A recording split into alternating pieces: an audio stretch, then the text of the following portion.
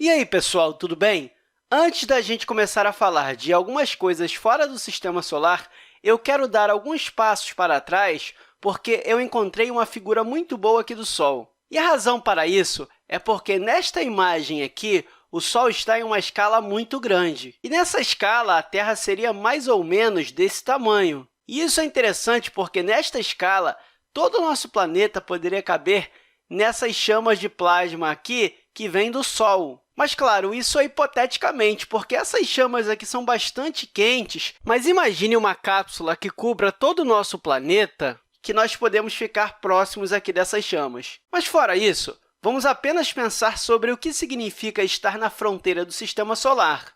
E no último vídeo, nós exploramos a nuvem de Oort, e ela estava um pouco abaixo de 1 ano-luz de distância do Sol. Mas, claro, dependendo do que você considera como fronteira, ela poderia estar até mais longe, ou seja, até mais distante. E no Sol, nós temos essas partículas aqui não vistas, que são elétrons e prótons. Então, elétrons com energia super alta e também prótons sendo ejetados do Sol a uma velocidade muito alta. Isso a cerca de 400 km por segundo. Deixa eu colocar essa velocidade aqui, então. Então, nós temos aqui uma velocidade de 400 km por segundo. E na superfície da Terra, nós estamos protegidos destas partículas aqui altamente energéticas. Isso por causa do campo magnético da Terra. Agora, se você estiver na Lua, quando o Sol está sobre a Lua e você está no lado escuro dela, você terá contato direto com isso. E, como você pode imaginar, não é a melhor das coisas para você ficar apreciando muito tempo. Mas a razão pela qual eu estou falando dessas partículas é porque elas são consideradas como ventos solares. Então, estas partículas são o vento solar. E eu vou colocar vento aqui entre aspas, porque essa associação de vento aqui ela é um pouco diferente do que estamos acostumados, ou seja, aquela brisa agradável que estamos acostumados.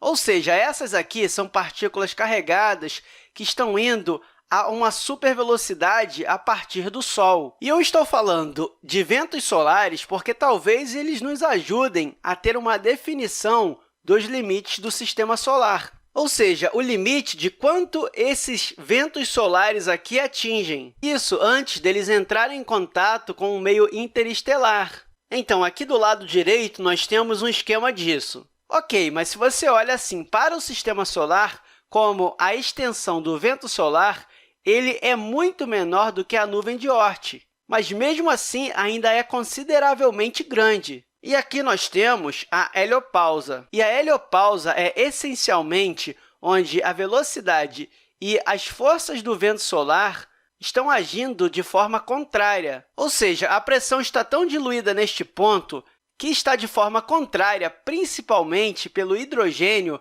e o hélio, que estão em um meio interestelar diferente. Ou seja, após esse ponto, não está mais sendo ejetado. Existe uma pausa ali. E o Voyage 1 e Voyage 2 chegaram bem próximos dessa pausa, de modo que esta aqui é uma maneira de ver a borda do Sistema Solar. E essa é uma forma de ver que a borda do Sistema Solar não é uma borda rígida. Uma outra visão seria algo como a nuvem de Oort. Você sabe, a área onde você tem ainda objetos por ali.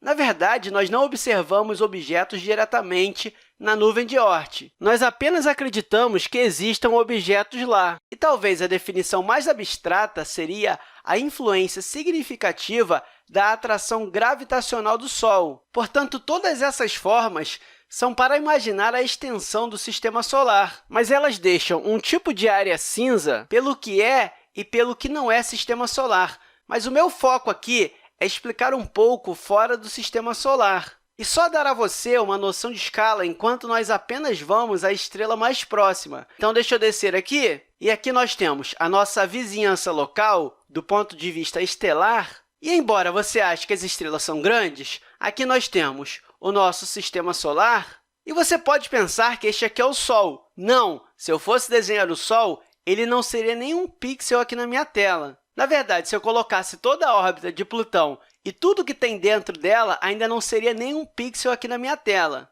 Na verdade, o que nós vemos aqui é mais ou menos o raio de um ano-luz. Talvez seja o raio da nuvem de Oort. E nós vimos no vídeo passado que ele é enorme. Então, esse aqui provavelmente seria a nuvem de Oort. E nós vimos o quanto isso é enorme. E só para você ter uma ideia do que nós vimos no vídeo passado, é mais ou menos esse diâmetro aqui, ó.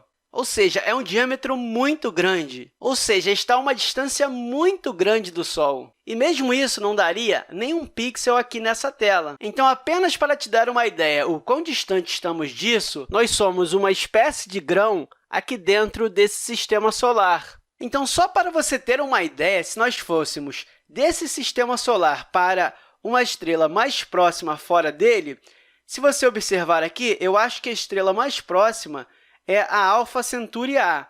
Então, se eu fosse para esse grupo de estrelas, nós estaríamos a 4,2 anos-luz de distância.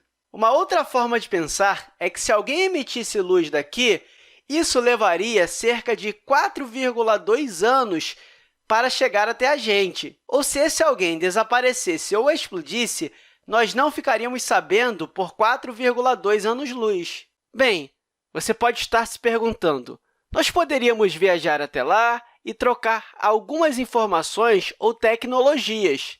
Mas não é bem assim, porque uma distância de 4,2 anos-luz é uma distância muito grande. Então, só para você ter uma ideia, nós falamos no vídeo passado sobre a Voyager 1 e a Voyager 2, e provavelmente elas foram bem próximas da heliopausa, e elas estavam viajando a 60 mil km por hora, que é a mesma coisa que 17 km por segundo. Então, supondo que alguém consiga atingir esta velocidade de alguma forma e fosse direto para o sistema Alpha Centauro, que é o mais próximo da Terra, ele demoraria 80 mil anos na velocidade do Voyager 1, que é o mais rápido dos Voyagers. Ou seja, é um tempo muito grande, e aí nós teríamos que pensar em uma outra forma de fazer isso.